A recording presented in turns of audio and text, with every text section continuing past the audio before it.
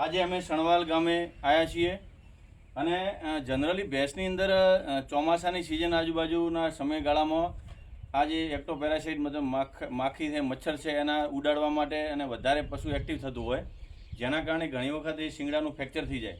તો આપણે જનરલી કેવું છે કે શિંગડાના ફ્રેક્ચરની અંદર આપણે ડ્રેસિંગ કરતા જઈએ એમ વારંવાર ડ્રેસિંગ કરવાથી શિંગડાનો પ્રોબ્લેમ ક્યારે સોલ્વ થતો નથી.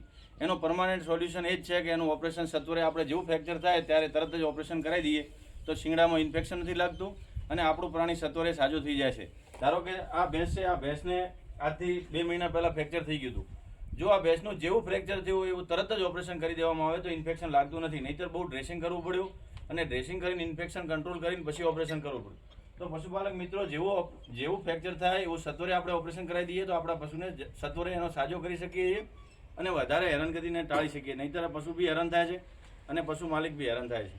તો આ ઉમેદભાઈ એમને સજેશન આપ્યું, સણવાલ ગામના ઉમેદભાઈ છે જેમણે સજેશન આપ્યું અને એમના સજેશન થકી અમે આ ઓપરેશન કરી આપ્યું છે. અને હવે બાપુ થોડા બોલશે. બોલો, શું હતું તમારો પ્રોબ્લેમ? આખું નામ બોલો તમારું.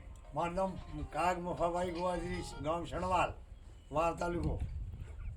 શું થયું હતું ભેંસને તમારે? ભેંસને શિંગડો પાડ્યો હતો, બરાબર. ભેંસામાં લડવાનો શિંગડો લીધો હતો. બરાબર છે. એનાથી બધા પાટો બંધાયો હતો. બીજો નાખે એટલે મટ્યો હતો. રામસિંહભાઈ બોલાયા. રામસિંહભાઈ કેવો પાટો બાંધ્યો કે મટી રાખે અને પછી મટ્યો નહીં. મારે વડે ફેર બોલાયો કે આ તો કંઈ મટ્યું ધોળે સોખો કર્યો એટલે કે એ તો મટી રાખે.